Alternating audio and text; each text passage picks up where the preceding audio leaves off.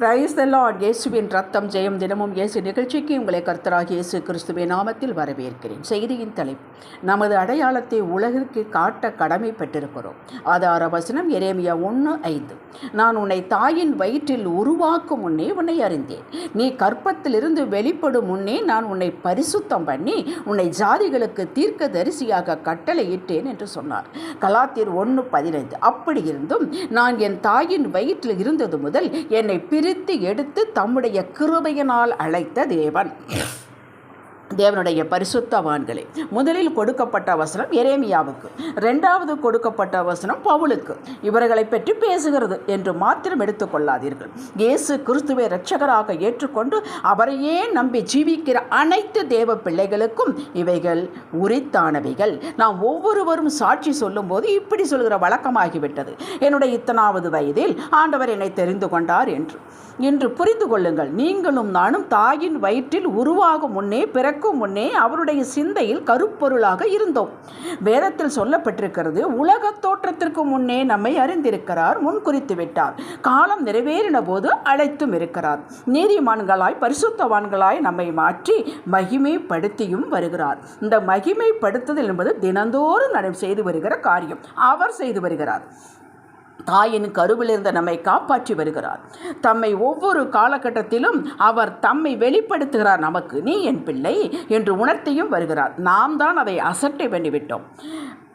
பின் பல மீன்களை வலையை விரித்து பிடிப்பது போல பிடிக்கிறார். வலைக்கு சிக்காத மீன்களை மூக்கில் துரட்டு போட்டு இழுக்கிறார். இப்படி வந்த மீன்களில் ஒன்றுதான் அடியாள். ஒருவரும் கெட்டு போவது அவர் சித்தம் அல்ல. இத்தனாவது வயது நான் அழைப்பை தெரிந்து கொள்வதை கண்டுகொண்டேன், ஒப்பு கொடுத்தேன், ஏற்றுக்கொண்டேன் என்று சொல்வதே சரியானது. சரி, இருக்கட்டும்.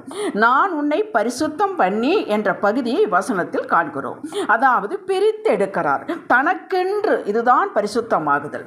விவசாயி விளைச்சலிலிருந்து அடுத்து விதைப்பதற்கு நல்ல தானிய மணிகளை பிரித்து எடுத்து வைக்கிறான். உலகத்தாருக்கு நமக்கு சம்பந்தம் இல்லாதவாறு நம்மை தனது கையாலேயே எடுத்து உருவாக்குகிறார். அப்படி என்றால் நாம் இந்த உலகத்தில் தானே வாழ்கிறோம், அவர்களோடு தானே இருக்கிறோம். எப்படி சம்பந்தம் உறவு வைக்காமல் இருக்க முடியும்? சரியான கேள்வி. ஆம், உலகத்தாருடைய தான் வாழ்கிறோம், வேலை பார்க்கிறோம், நட்பு கொள்கிறோம்.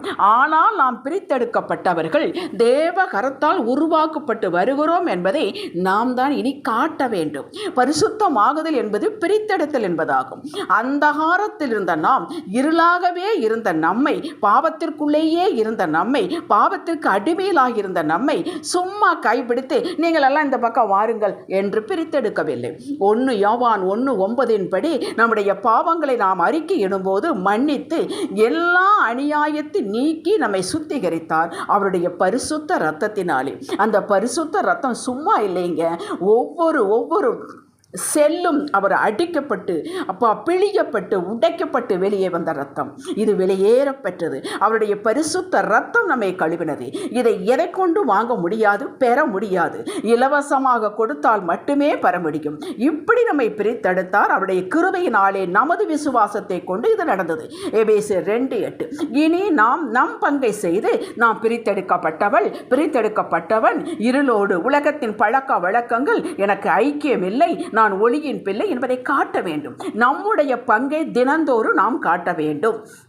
இதற்கு நாம் முயற்சியும் விலைக்கிரையும் செலுத்த வேண்டும். இந்த செய்தியை தொடர்ந்து கேட்டு வருகிறவர்கள் இன்னும் ரட்சிப்பு அடையாதிருந்தால், தேவ பாதுகாப்பிற்குள் ஒளிக்குள் வராதிருந்தால், இன்று ஆண்டவரிடம் சமர்ப்பித்து பெற்றுக்கொள்ளுங்கள்.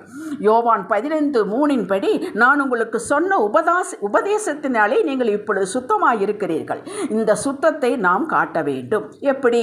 வேத வசனத்திற்கு நம்மை ஒப்பு கொடுத்து, விலகு என்று பட்டியலிட்டு காட்டினங்களை விலகியும், பிடித்துக்கொள் என்பவைகளை பிடித்து கொண்டும் நடக்க வேண்டும். இடைவிடாமல், அதாவது நமது வாழ்வே ஆராதனையாகவும் ஜெபமாகவும் இருக்க வேண்டும்.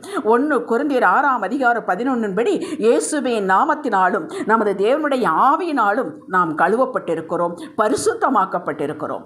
நான் தேவ பிள்ளை என்பதை வேத வாசிப்பு, வார்த்தைக்கு கீழ்ப்படிந்து நடப்பது, ஜெபிப்பது, சபையோடு இணைந்து கொள்வது, இப்படிப்பட்ட பிரித்தெடுக்கப்பட்ட விசுவாசி செழிப்பை, சுகத்தை, உயர்வை, மேன்மையை, பாதுகாப்பை நாடி தேடி அலைய வேண்டிய அவசியமே இல்லை. எதை நாட வேண்டும் அதை நாம் நாடினால் போதும். எது நம்முடைய பங்கோ அதை நாம் செய்தால் போதும். என்ன வேலை உங்களுக்கு கொடுக்கப்பட்டிருக்கிறதோ அதை மனுஷருக்கென்று செய்யாமல் தேவனுக்கென்று மனப்பூர்வமாய் செய்து வாருங்கள். அது வீட்டு வேலையோ எந்த வேலையோ. தேவன் அநீதியுள்ள தேவன் அல்ல.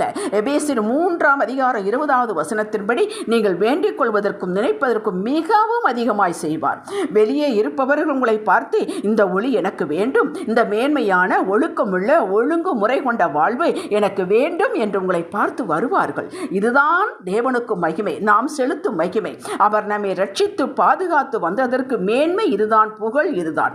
ஜெபிக்கலாம். தகப்பனே, நீர் எங்களை பிரித்தெடுத்து உமது பரிசுத்த இரத்தத்தினாலே கழுவி எங்களை மேன்மையுள்ளவர்களாயும் மேன்மைக்கு உரியவர்களாயும் மாற்றினது உண்மை. இதை நாங்கள் உலகத்திற்கு காட்டி உம்மை மகிமைப்படுத்த விரும்புகிறோம். இதற்கு உமது கிருபையும் தயவும் வேண்டும் தகப்பனே. இயேசுவின் நாமத்தில் பிதாவே, ஆமென்.